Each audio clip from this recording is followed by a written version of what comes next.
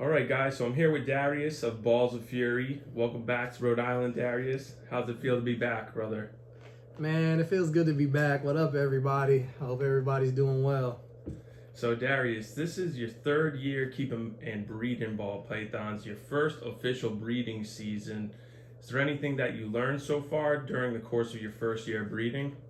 One thing that I can say that has probably been the most important thing about the breeding is to be patient with your animals. Make sure you try to spend time with them as much as you can. We all have lives and everything like that, but I feel like the more time you spend with your animals and the more you care for them, everything like that, it just kind of gives you a better relationship and you can kind of understand their personalities and the things that they like and they don't like.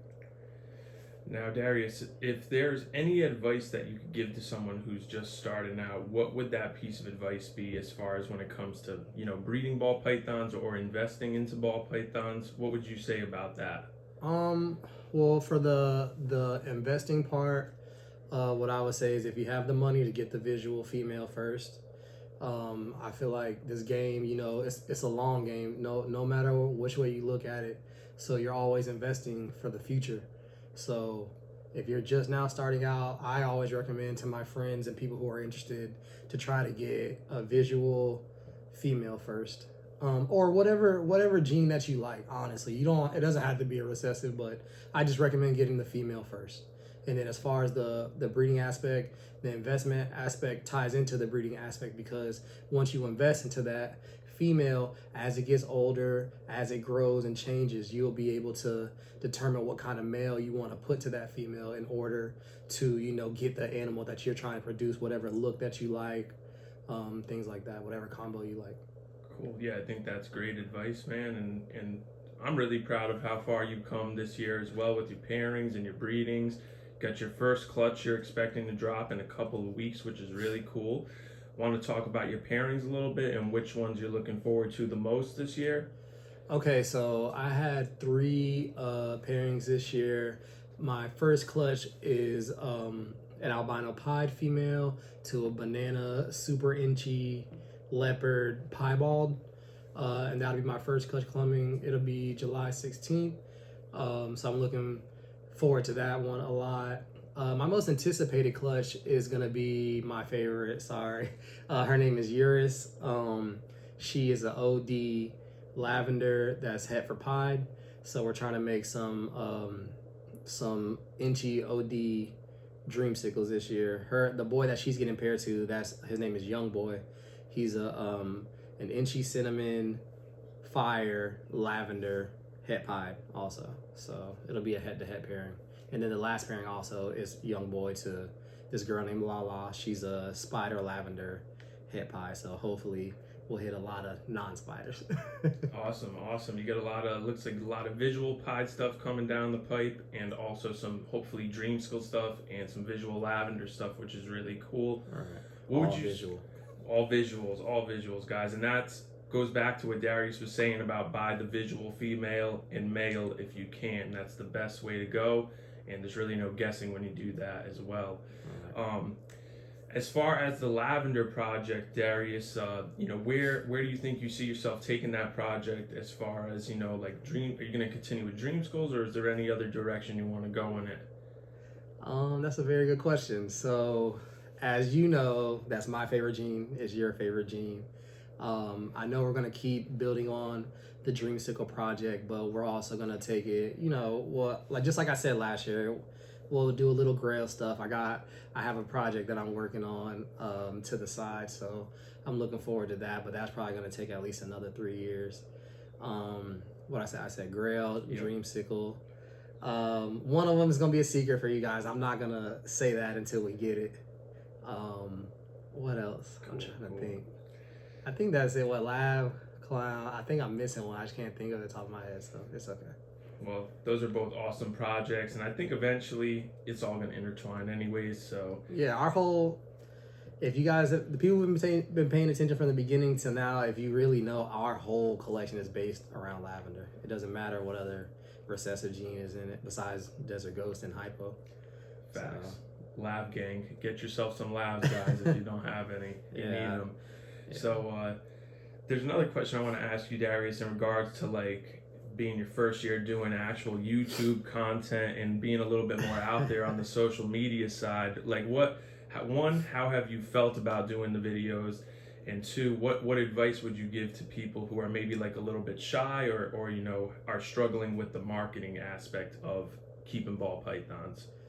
Oh, that's a good question. I mean, I know that I don't really like it as much. I mean, I felt like we became successful like very early on, and as a partner, if I'm not gonna, hold my own weight, like there's no point. And so that's what like kind of helped me get out there. Is you inspire me. Like, to be honest, I feel like you're my mentor.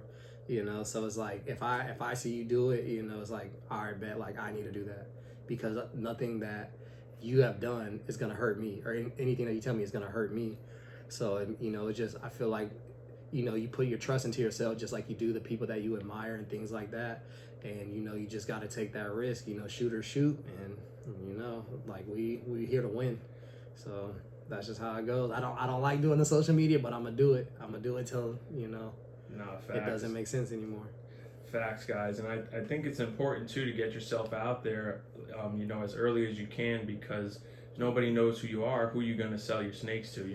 Right. So even if you don't have anything crazy to show, or you're not at that level yet, just get yourself out there so people start to know who you are. And my final question for you, Darius, is what so far do you love the most about breeding ball pythons or keeping ball pythons, or just the industry in general? What do you find yourself loving the most so far?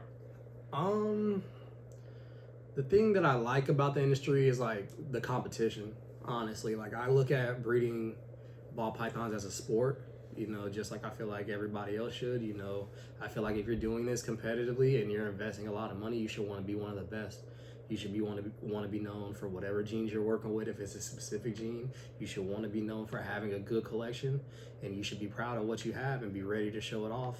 Granted, there's always things that come up, but I just feel like it's okay to want to be wanted in the community and things like that. But we're all adults now. Like you don't have to be my best friend. You don't have to do this or that. Like if somebody needs help, and I can help them, I'm gonna try my best to help them.